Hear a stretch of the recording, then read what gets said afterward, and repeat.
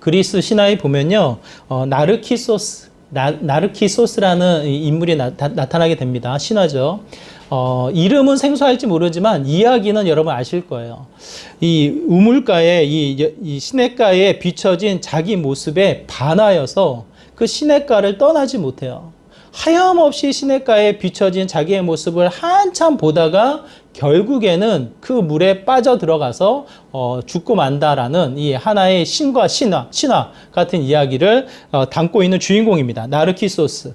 이 나르키소스를 통해서 이 미국의 학자가 이렇게 이야기합니다. 현대인들은 나르시시즘에 빠져 있다. 이 나르시시즘이 뭐냐면 자기의 이 사랑, 애착, 자기에 대한 이 사랑이 너무나도 커서 그 안에서 벗어나지 못한다, 헤어나지 못한다라고 표현되어집니다. 흔적을 이야기합니다. SNS에 누구 사진을 올려요? 누구 사진을 올립니까? 여러 가지 음식, 활동, 뒷모습, 여러 가지 모습을 나타내지만 결국은 자신의 SNS를 통해서 사진을 올릴 때 누구를 주목해 주길 원하는 거예요? 누구를 보길 원하는 거예요? 음식을 보기 원하나요? 주변의 환경을 보기 원하나요? 자신의 옷을 자랑하기 원하나요? 그렇지 않은 거예요. 자신의 얼굴을 가릴지언정 누구를 주목하길 원해요? 자신을 봐주길 원하는 거예요.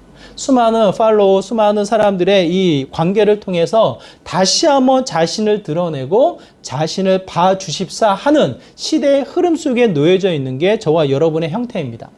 저는 SN 안 하는데요. 저는 사진 안 올리는데요.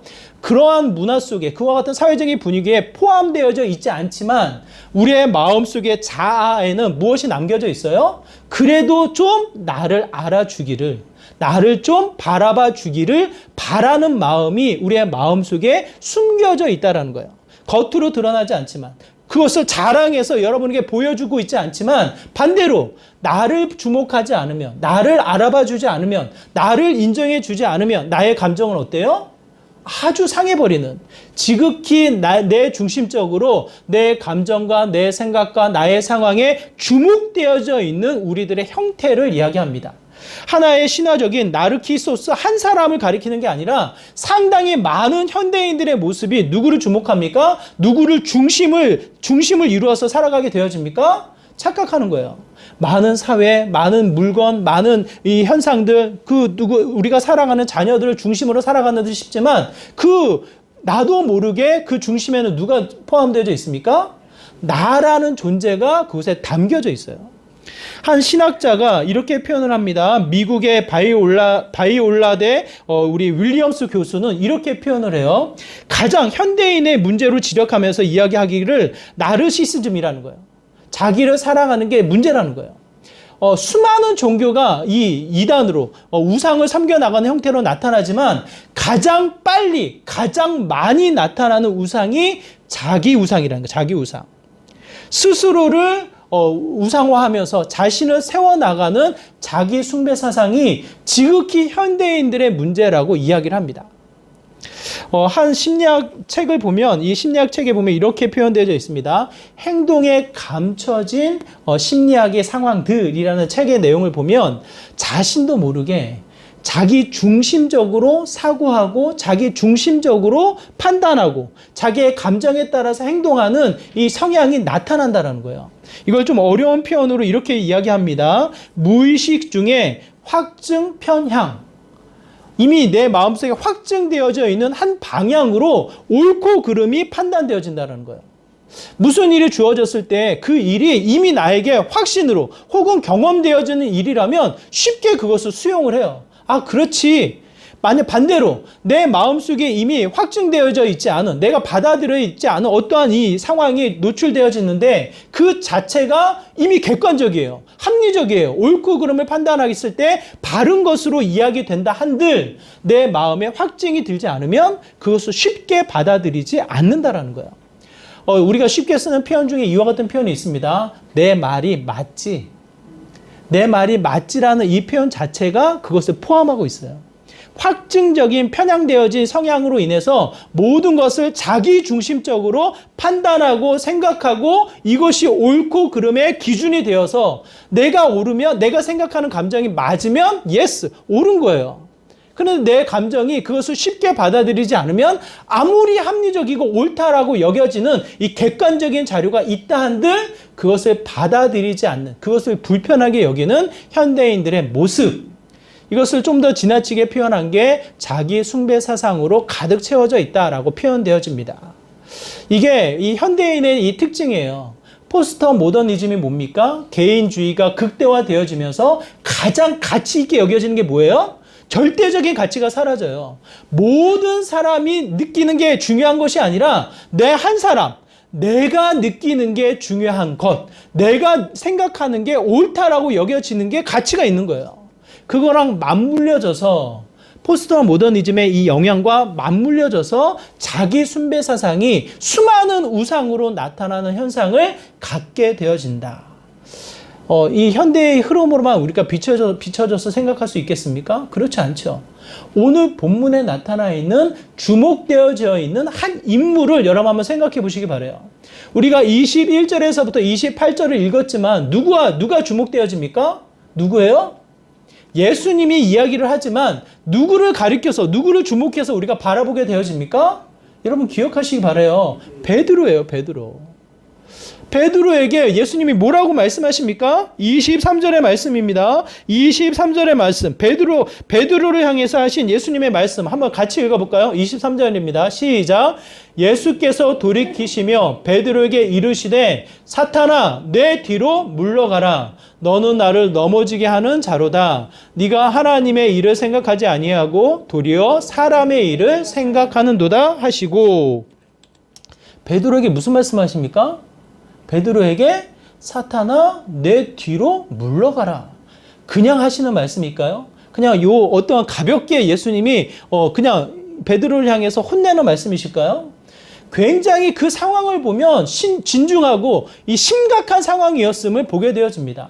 사탄아 내 뒤로 물러가라. 이 표현은 예수님이 광야에 끌려가서 공생애를 시작하기 직전에 이 세 가지 시험을 받으실 때 실제로 사단에게 명령하신 말씀이에요. 그 명령을 받고 사단이 쫓김을 받아요. 그때 쓰였던 동일한 표현을 베드로에게 하시는 말씀이에요. 한번 생각해 보세요. 어느 날 갑자기 최동배가 여러분에게 사단아 내 뒤로 물러가라. 그러면 여러분 기분이 어떠시겠어요? 아, 우리 목사님이 제대로 나를 보셨구나. 아, 우리 목사님이 영성이 뛰어나시구나. 기분 좋게 그 말을 받으시겠어요? 앞에서는 뭐라고 말 못하실 수도 있겠지만 그래도 존중해 주시기 때문에 그럼에도 불구하고 마음은 불편한 거예요. 잠을 잘못 주무셨나? 뭘 잘못 드셨나? 왜 갑자기 이상한 말씀 하시지? 내가 뭘 잘못했길래? 라는 이상한 감정에 휩쓸려서 아마도 저랑 관계가 많이 써먹혀지는 일이 벌어지지 않을까 싶어요. 아주 심각한 이야기를 베드로에게 하는 상황인 것을 보게 되어집니다. 근데 더 웃긴 것은 바로 직전에 우리가 읽은 21절 바로 직전의 상황을 여러분 한번 생각해 보시길 바라요. 21절에 보면 이때로부터 라는 표현을 쓰고 있거든요. 이때로부터 라는 이 표현은 앞의 사건을 전제하고 앞의 일을 기억하고 이때로부터 이 일이 펼쳐졌다라는 주목하는 일이에요. 그때의 일이 무엇입니까? 이 마태복음은 시간적인 개념으로 기록이 되어 있지 않다라고 제가 말씀을 드렸어요. 그럼에도 불구하고 21절 전의 배경 12절에서부터 20절까지의 상황은 이어져서 펼쳐지는 내용이에요. 마태복음과 마가복음과 누가복음이 동일하게 이 사건의 배열을 통해서 동일한 선상에서 이 일이 벌어졌다는 것을 이야기합니다.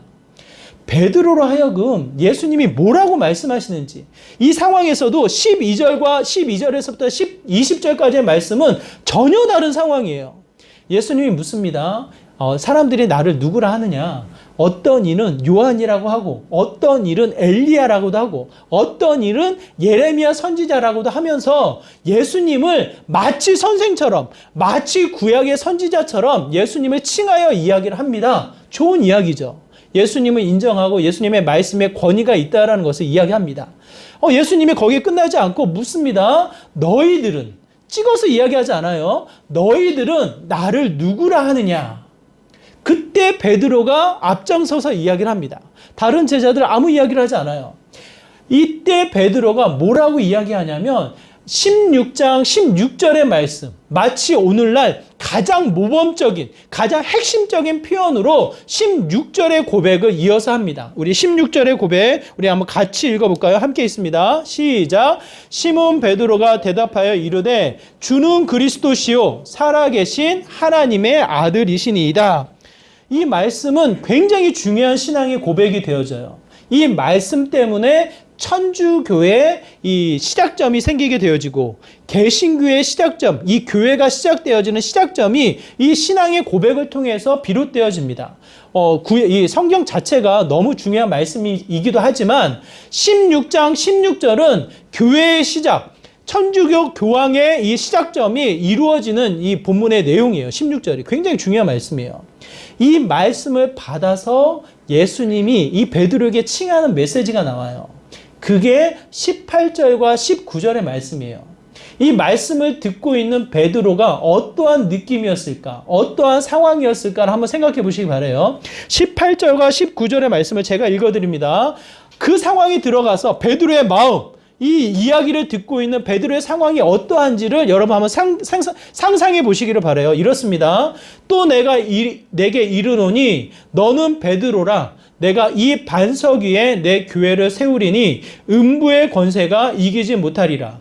내가 천국 열쇠를 내게 주리니 네가 땅에서 무엇이든지 매면 하늘에서도 매일 것이요 네가 땅에서 무엇이든지 풀면 하늘에서도 풀리리라 하시고. 이 말을 들은 베드로의 상황 어땠을까요? 기분이 안 좋았을까요? 괜히 나를 떠보시나? 무슨 시험하시나? 뭐 마음에 질문이 생겼을까요? 아니면 무슨 이야기인지 모르지만 기분이 좋았을까요? 예? 베드로라는 이 이름의 뜻이 반석이에요. 반석. 돌이라는 뜻이에요. 돌. 그 이름을 받아서 예수님이 뭐라고 이야기하냐면 그 반석 위에 무엇을 세우겠노라고요? 오늘날의 교회를 세우겠다는 거예요.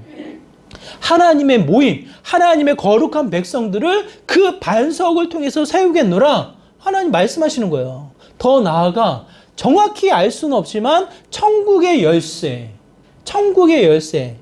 50평, 100평의 아파트 열쇠 주겠노라. 기분 좋아요, 안 좋아요?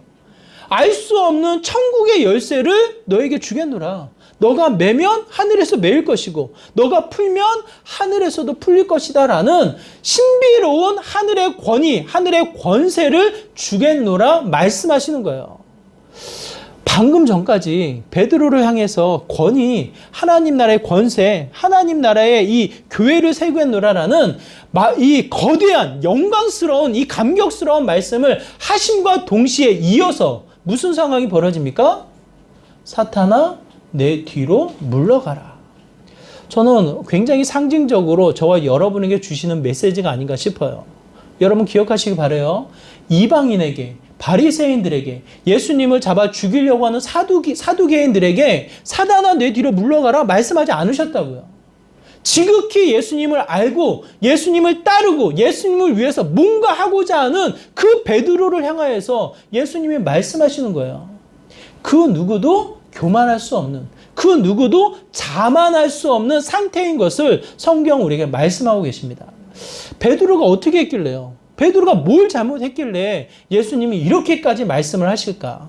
성경은 이렇게 이야기합니다. 23절에 우리가 읽은 말씀 가만히 살펴보면 뭐라고 이야기합니까? 사단아 내 뒤로 물러가라 하시면서 하시는 말씀이 뭐예요? 정녕 그는, 베드로는 어떻게 합니까? 하나님의 일을 생각하지 않고 누구의 일을 생각해요? 사람의 일을 생각했다는 거예요. 사람의 일.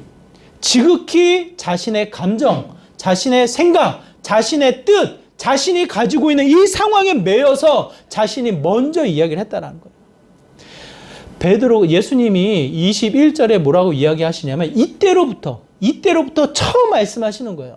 이때로부터 말씀하시는 게 뭐냐면 내가 이제는 이 장로들에게 잡혀서 고난을 받고 이 모진 고통을 당한 이후에 내가 죽을 것이다. 죽고 나서 3일 만에 다시 살아날 것을 이때서야 비로소 나타내시니라 라고 말씀을 하셔요. 그 이야기를 들은 베드로가 어떻게 반응을 합니까? 22절의 말씀입니다. 우리 22절의 말씀 한번 같이 읽어볼까요? 함께 했습니다. 시작. 베드로가 예수를 붙들고 항변하여 이르되 주여 그리 마옵소서 이 일이 결코 주께 미치지 아니하리이다. 제가 다시 한번 읽어드릴게요. 베드로의 이 이야기를 들으면서 누가 나타나고 누구의 목소리가 들리고 어떠한 이 마음이 느껴지는지 여러분 한번 가만히 살펴보시기 바라요. 22절 이렇게 이야기합니다. 베드로가 예수를 붙들고 항변하여 이르되 주여 그리 마옵소서 이 일이 결코 주께 미치지 아니하리이다. 누구의 목소리가 들립니까? 누구의 이야기가 들립니까? 누구로 하여금 주목하게 합니까? 누구로 바라보게 해요? 예? 하나님이 보이십니까? 예수님의 마음이 느껴지십니까? 성령 하나님의 역사가 주목되어집니까? 그렇지 않죠. 베드로의 목소리가 들리죠. 베드로의 마음이 들리죠. 베드로의 열심이 들리죠.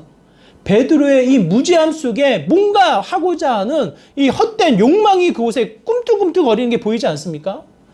그와 같아요. 그 상황을 정확하게 아시고 하나님이 말씀하십니다. 예수님이 뭐라고 말씀하셔요? 하나님의 일을 생각하지 않고 사람의 일을 생각하는구나. 사단아, 내 뒤로 물러가라. 저는 이 말씀이 신학생 때 처음 접한 이 마음에 새겨진 말씀인데요. 굉장히 두려워요. 왜? 하나님의 일을 하는 자들이잖아요. 하나님의 이야기를 누구보다 더 자랑하고 선포하는 사람들이잖아요. 그럼에도 불구하고 베드로처럼 사단아 내 뒤로 물러가라라고 호통을 받는 수많은 사람들이 얼마나 많습니까? 왜 그래요? 가만히 생각해 보세요. 세상으로부터 욕을 먹는, 세상으로부터 손가락질을 당하는 수많은 교회의 사람들을 한번 생각해 보세요. 왜 그렇습니까? 결국 그들의 형태, 그들의 상황은 뭐예요? 보여지는 거예요. 뭐가 보여집니까? 사람의 일로 가득 채워져 있는 형태를 보게 되어집니다. 저는 저와 여러분이 오늘 본문의 메시지를 정확하게 기억하시고 나 역시, 우리들 역시, 우리 기쁨의 교회도 사람의 일로 가득 채워질 수 있구나. 내 목소리, 내 계획, 내 의지, 나에게 처한 수많은 상황들로 말미암아 결국은 하나님으로부터 이 질타를 받는 또다시 이 하나님으로부터 혼을 당할 수 있는 이 상황에 놓일 수 있겠구나. 다시 한번 주목해서 깨달아 나가는 시간이 되기를 간절히 바라요. 이 상황 속에 예수님이 정확하게 말씀을 하십니다. 사람의 일을 생각할 것이 아니라 하나님의 일을 생각한다고 했을 때 그 모습이 어떠한 모습인지를 성경은 우리에게 분명하게 말씀하고 계셔요. 24절의 말씀이 그렇습니다. 우리 24절의 말씀 우리 한번 같이 한 목소리에 읽도록 하겠습니다. 읽습니다. 이에 예수께서 제자들에게 이르시되 누구든지 나를 따라오려거든 자기를 부인하고 자기 십자가를 지고 나를 따를 것이니라. 성경은 우리에게 분명하게 이야기합니다. 첫 번째 무엇으로 이야기합니까? 자기를 부인하고 자신을 부인하고 철저하게 자신을 부인하고 뭐라고 이야기합니까? 내 자신을 부인하라는 거예요, 여러분. 자신을 부인하라는 것이 무엇이에요? 자신의 생각, 자신의 방식, 자신의 계획, 자신의 감정 모든 것을 내려놓아라. 자신을 비워 철저하게 주님만을 바라보고 주님만을 채워나가는 믿음의 형태가 될 것을 이야기합니다. 여러분 한번 생각해 보세요. 맨 처음 베드로가 예수님을 고백할 때 뭐라고 고백을 합니까? 주는 뭐라고요? 그리스도. 그리스도가 무슨 뜻이에요? 메시아예요, 메시아. 하나님으로부터 기름 부음을 받은 유일한 왕. 그를 통해서 다스림을 받고 그를 통해서 온전히 이끌림을 받아 나가는 사람이 하나님의 백성이 되는 거예요. 본인의 입으로는 하나님 예수 그리스도를 그리스도라고 이야기하면서 예수님의 목소리, 예수님의 명령, 예수님의 이 일하심을 따르지 않고 어떻게 합니까? 자신의 생각을 이야기하는 거예요. 자신의 방식을 이야기하는 거라고요.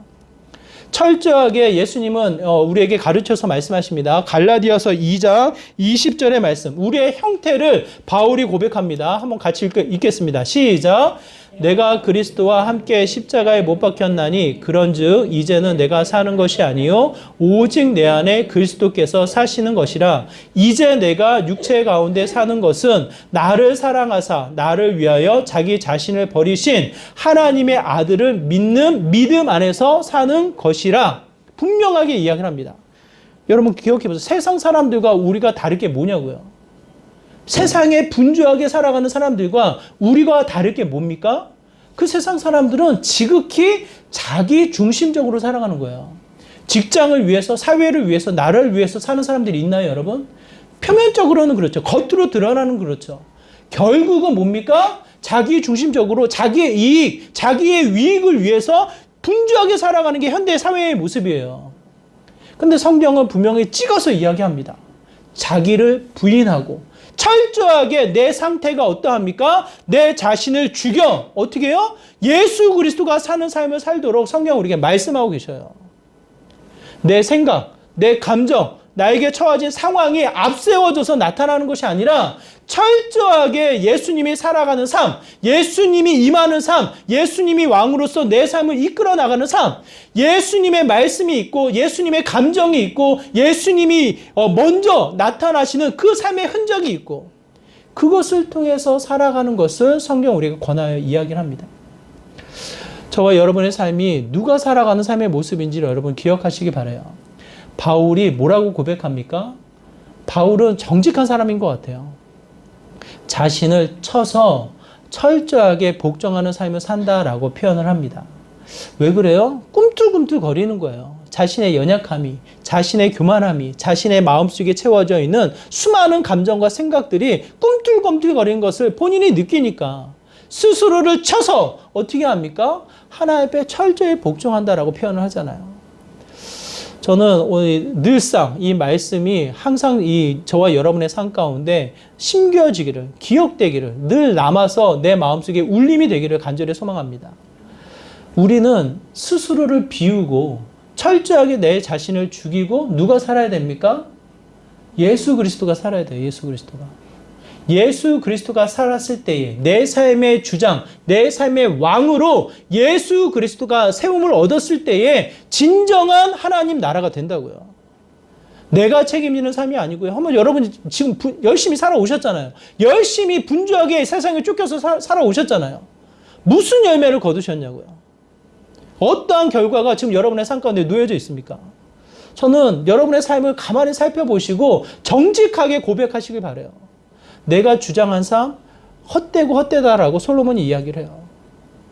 하나님이 주인 되시고 하나님이 유일한 왕이 되셔서 내 삶은 주님이 사는 삶이 된다고, 주님이 책임지시고 주님이 이끄는 삶이 된다라고 다시 한번 내 자신을 비워 주님으로 채워나가는 믿음의 귀한 자리가 되시기를 간절히 소망합니다.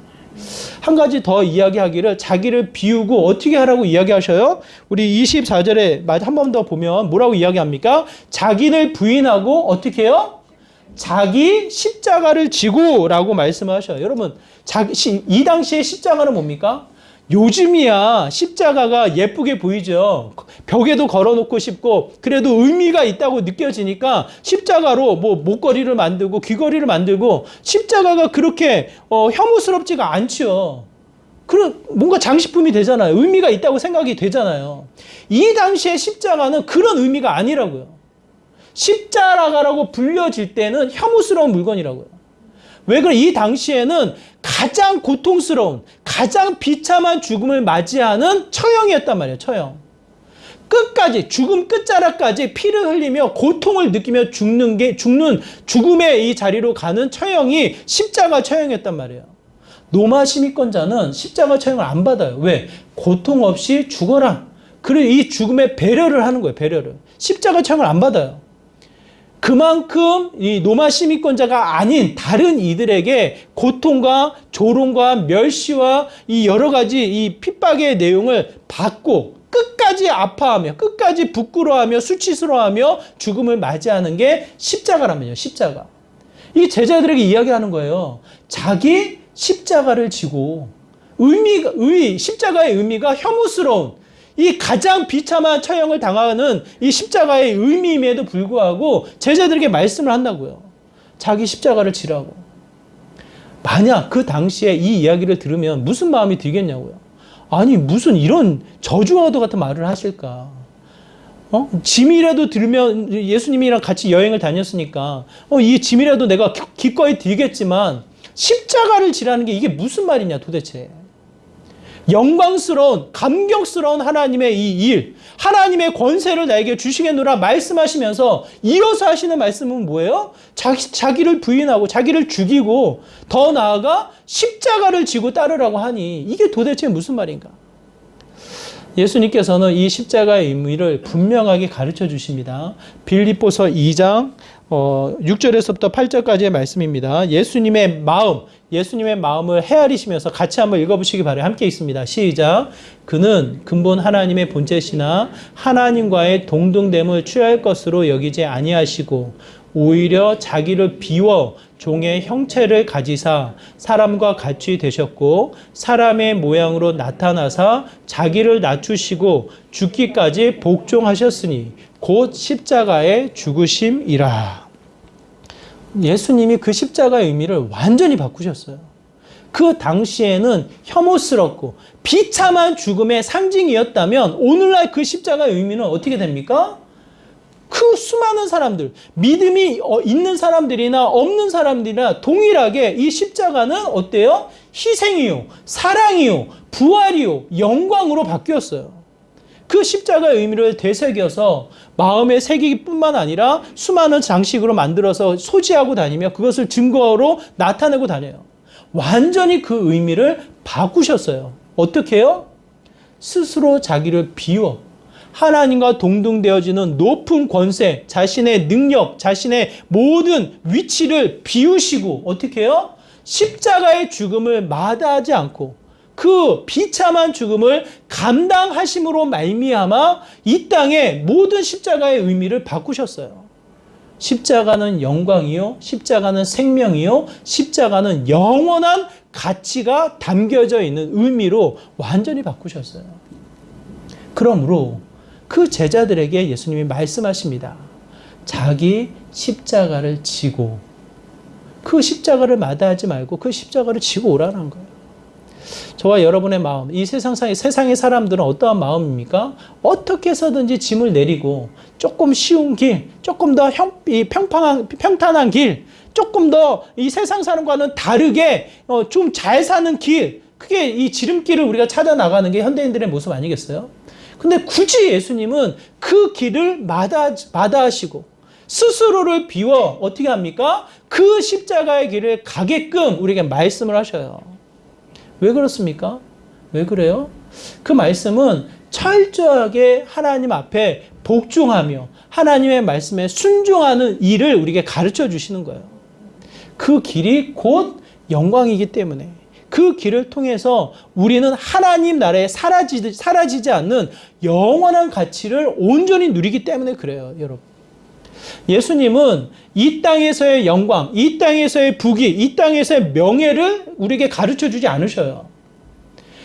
이 땅이 아닌 하나님이 약속하신 영원한 세계의 가치를 분명하게 증명하심으로 말미암아 어떻게 해요? 죽음에서 이기시고 부활하심으로 말미암아 그 영원한 가치를 증명하셨어요.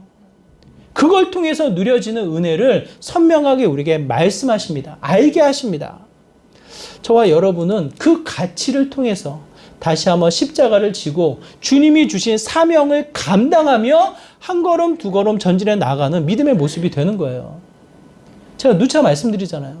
세상에 그 누구와 한번 비교해 보시라고요. 그 사람들보다 우리가 더 부족한가? 더 연약한가? 하나님과 함께하는 그의 십자가를 지고 가는 우리들은 그들과 비교할 수 없는 기쁨과 영광과 평안을 누리게 되어집니다. 저희 어머니는 아주 믿음이 신실하지 않으셔요. 그럼에도 불구하고 늘상 하시는 말씀이 있어요. 네가 믿는 하나님은 좋으시다는 거예요. 네가 믿는 하나님은 그래도 괜찮게 보인다는 거예요. 그래서 기도를 부탁하시고 그래서 그래서 믿음을 더 권하셔요. 그리고 그 믿음의 테두리 안에 들어오시려고 무단히 애를 쓰시는 것을 보게 되어집니다. 저는 그 맛을 여러분이 함께 보시길 바라요. 십자가를 지고 나아갈 때 그 자리는 영광이 되어집니다. 그 자리가 고통스럽고 괴롭고 이 세상을 다 포기하고 누리지 못하는 이 찌질한 삶, 그게 아니고요. 하나님으로부터 부여되어지는 영광의 영원한 생명의 가치가 누려지는 삶이 우리에게 허락되어진다고요. 그것을 예수님이 말씀을 하셔요. 그러면서 그 가치를 말씀해서 마지막 뭐라고 이야기합니까? 따르라. 나를 따라오라. 자기를 비우고 자기를 철저히 죽이고 십자가를 지고 예수님을 따라 나아갈 때 우리들의 삶의 모습이 어떻습니까? 나를 따라오라 라는 이 메시지에는 어떠한 이미지가 담겨져 있냐면 나를 따라오라 라고 했을 때에 이 유대인들, 이스라엘 백성은 한 가지 이미지가 확 들어와요. 그게 뭡니까? 목자와 양이에요. 양과 목자의 관계예요. 요한복음 10장 27절에서 이렇게 기록되어 있습니다. 우리 함께 읽어볼게요. 함께 있습니다. 시작. 내 양은 내 음성을 들으며 나는 그들을 알며 그들은 나를 따르느니라. 정확하게 이야기를 합니다. 나를 따르느니라. 정확하게 이야기를 해요.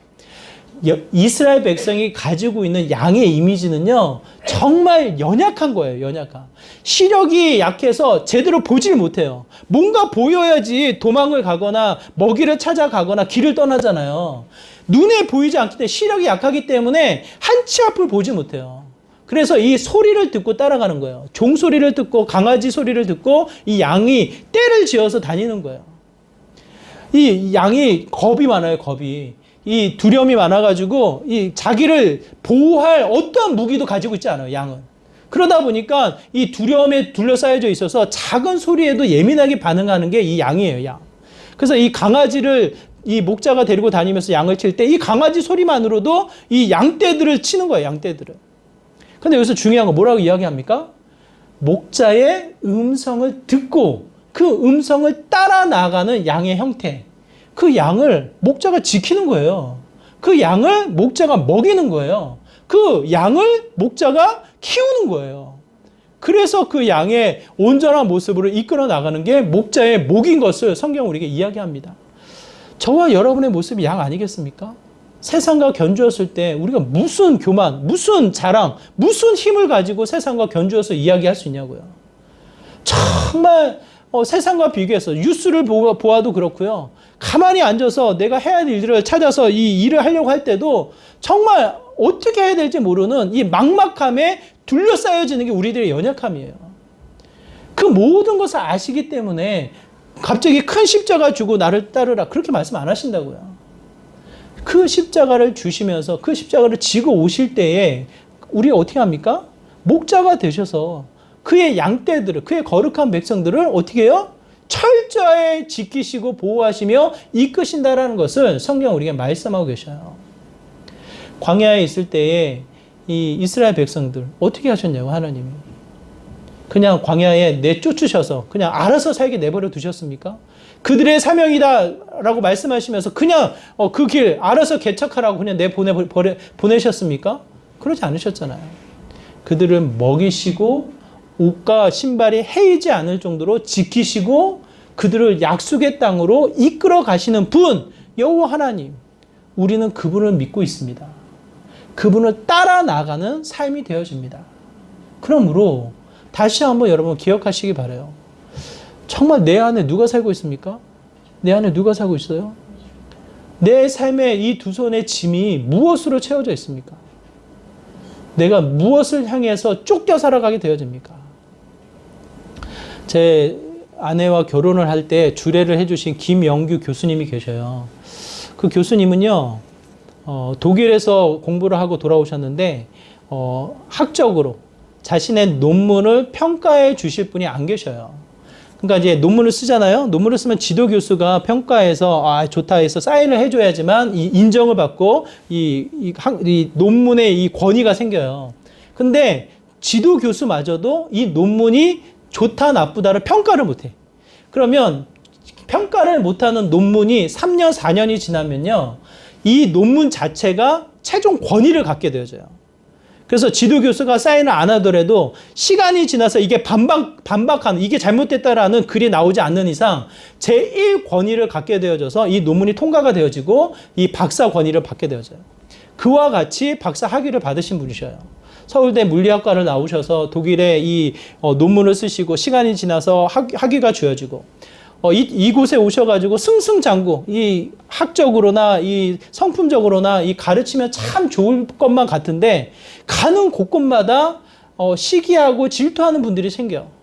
그럼 이제 우리 세상적으로는 이제 이 선으로 싸울 것 같잖아요. 이분은 한 번도 싸우질 않아요.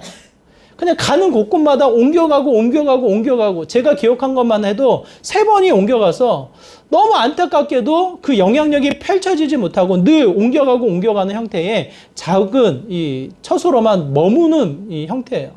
제자들이 너무 화가 나가지고 대신 싸워요. 왜 이렇게 되냐고. 그럼에도 불구하고 이분은 한 번도 싸움을 하거나 이 제자들로 하여금 이 주어지는 메시지의 이 지문을 그것에 대해서 반박을 하거나 그러진 않아요. 모든 것을 그대로 받고 그대로 수용하시면서 오로지 하나님의 일은 무엇인지를 늘상 질문하는 수업 시간이 이렇습니다. 뭔가 하나의 이슈를 이야기하면 그거를 들은 학생들이 막 이런저런 얘기를 하잖아요. 어설픈 사람들이 질문을 많이 해요. 그렇잖아요. 잘 모르니까. 그런데 이 교수님은 한 번도 그것이 잘못됐다고 학생이 잘못됐다고 이야기하지 않고 그럴 수 있겠다고 한번 그게 정말 맞는지 한번 같이 생각해 보자고 같이 연구해 보자고 하면서 성경책을 펴시고 그 성경책을 통해서 같이 생각을 끌어나가는 일을 하게 되어집니다. 저는 이 모든 여정을 이제 긴 시간 지켜볼 때 정말 하나님을 따라 나가는 분이 아닐까라는 생각이 들어요. 철저하게 자기 주장이 없어요. 자기의 생각, 자기의 목소리를 내는데 앞장서지 않아요. 철저하게 하나님의 음성에 귀를 기울이고자 애를 쓰시고 더 나아가 주어진 상황에 늘 충성하며 주어진 상황을 불평한 적을 보질 못했어요. 제가 그분의 이미지를 이렇게 표현합니다. 어떤 이 치킨집 할아버지 모형 있죠? 인자하게 웃는 모형, 이 통통하게 생겨가지고 그런 이미지예요. 그런 이미지. 물론 그거보다 날씬하셔요. 날씬하지만 이미지가 동글동글 해가지고 항상 웃는 모습으로 모든 것을 대하셔요. 그러면서 자기를 공격하고 자기를 핍박하면 늘상 또 다른 길로 옮겨가면서 늘 하나님의 말씀에 충성해 나가는 삶. 하지만 그분의 삶은 전혀 위축되지 않아요. 어느 때든지 성경의 깊이와 그 깊이의 연구를 통한 책을 내시면서 많은 제자들에게 영향력을 끼쳐나가는 모습을 보게 되어집니다. 엄밀한 개혁주의가 그분으로부터 시작되어져요. 그 책의 제목이거든요. 상당히 충청도에 많은 영향을 주는 목사님이십니다. 제가 그분을 소개하는 이유는 그래요. 그야말로 뛰어나지만 자신의 목소리를 내지 않아요. 철저하게 주어진 상황을 순종하며 하나님이 채우시고 하나님이 주신 꼴에 따라서 살아가는 영향력을 보게 되어집니다. 저는 저와 여러분이 정말 그와 같은 삶을 살아가는 믿음의 삶의 모습이 되기를 간절히 소망합니다. 에이, 목사님이니까요. 아니요. 정말 오늘 우리에게 주신 하나님의 말씀은 베드로에게만 주시는 말씀이 아니에요. 하나님을 믿는 수많은 그리스도인들, 예수님을 따르는 수많은 제자들에게 동일하게 하시는 말씀이세요. 여러분 기억하시기 바랍니다. 내 자신이 살면요, 결국 내 자아의 이 불평, 내 자아의 근심과 두려움, 이미 편협하게 되어져 있는 내 생각으로 내 자신의 숭배, 내 자신만이 중심이 되어지는 사고로 멈춰버릴 수밖에 없어요. 그렇잖아요, 여러분. 예배가 끝나고 집으로 돌아가면, 여러분의 일상으로 돌아가면 뭐가 남습니까? 여러분의 자아만 남아요. 여러분의 목소리만 남아요. 여러분의 생각의 거리만 남는다고요. 뭐 먹고 살 것인가? 내가 이게 있어야 되는데. 그러므로 말미암아 불평과 불만으로 또 한 번 내 영혼이 위축되어져 나가는 상황을 보게 되어집니다. 그 상황에 십자가를 지고 가겠냐고요. 또 한 번 세상에 온갖 짐을 지며 해결되어지지 않는 수많은 두려움과 근심 속에 그냥 점점점 이 무거운 짐에 이 침몰되어지는 저와 여러분의 형태가 되지 않겠습니까? 오늘 본문의 말씀을 선명하게 끊임없이 반복하시고 끊임없이 마음에 새기셔서 이 말씀을 묵상하시기를 바라요. 철저하게 내가 죽으면 예수님이 사는 거예요. 내가 비운 만큼 예수님이 채워지는 거예요. 내가 예수님의 십자가를 지고 가는 만큼 예수님이 책임지시는 거예요. 그에게 충성하는 만큼 그분이 지키시고 돌보시고 채우시는 그 은혜를 온전히 경험하는 거예요. 그러므로 그를 따라 나가는 삶이 이렇게 형통하구나. 수많은 믿음의 선조들을 통해서 우리가 생각해 볼 수 있습니다. 2023년도 철저하게 자신을 부인하고 십자가를 지고 예수 그리스도를 따라 다시 한번 그의 제자로서 그의 풍성한 열매를 맺어 나가는 믿음의 귀한 삶이 되시기를 주님의 이름으로 축원합니다.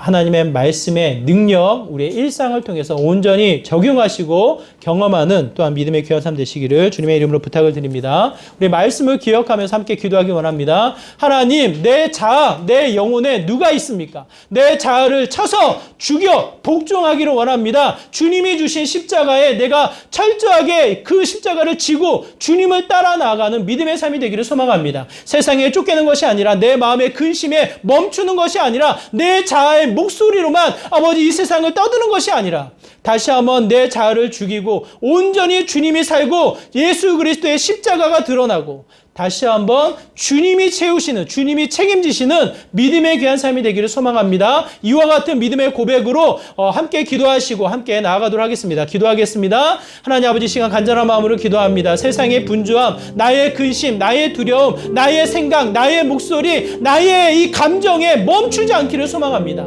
내 자신을 죽이고 예수 그리스도가 사는, 예수 그리스도가 머무는 다시 한번 믿음의 삶이 되기를 간절히 소망합니다. 십자가는 아버지 비참하고 이 혐오스러운 물건이었지만 부활의 영광이 되었고 생명이 되었고 영원한 가치가 되었음을 고백합니다. 다시 한번 주님의 십자가를 지고 나아갈 때 주님의 영광, 주님의 일하심이 덧입혀지는 믿음의 귀한 삶이 됨을 이 시간 고백합니다. 주님을 따르는 삶이 되게 하여 주시고 주님 앞에 임하는 삶이 되게 하여 주시고 정녕 이 세상을 살아갈 때 세상에 쫓겨 살아가는 것이 아니라 다시 한번 깨어 주님의 거룩한 제자로 거룩한 백성으로 나아가는 믿음의 귀한 삶이 되게 하여 주시옵소서.